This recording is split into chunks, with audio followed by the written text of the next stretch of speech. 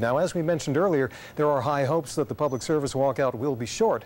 And the stakes are very high because over 100,000 government workers off the job could meet major inconveniences here in the capital. The average person thinks they can get through their day without touching anything related to the public service, but the truth is, in this town, everything is tied to the public service, and so you need that. It's not every day that tens of thousands of people simply stop doing their jobs, but that is the reality today here in Ottawa, where somewhere between 30 and 39,000 public servants are hitting the bricks. Now, there are people who do everything from answer telephones for information lines to process applications for new drugs. And if the strike were to wear on, the local impact could be as wide as it is deep. If you're applying for anything federal, consider it on hold. Employment insurance, Canada pension, old age security, veterans pensions, passports and visas. You'll also have to wait if you need a security clearance from the RCMP. And of course, if you're waiting for a refund check from the taxman.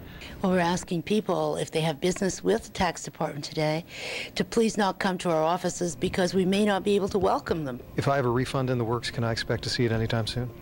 Well, we're doing the very best we can to minimize the inconvenience. You can also expect delays of a more immediate kind. Today saw major traffic tie-ups stemming from picket lines. Try to think of alternate routes if you can.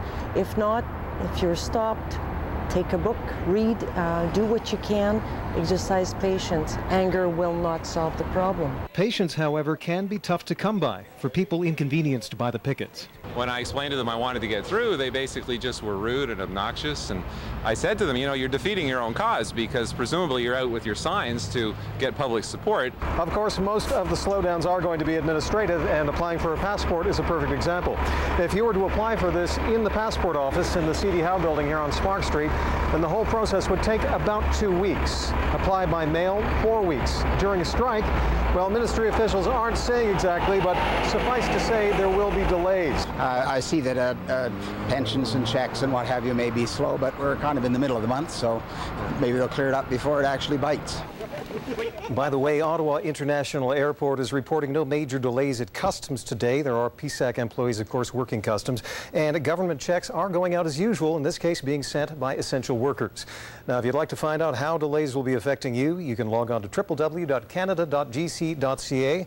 That's canada.gc.ca. Just click on the Find bar where it mentions strike activity, and that will link you to all government ministries affected by the slowdowns.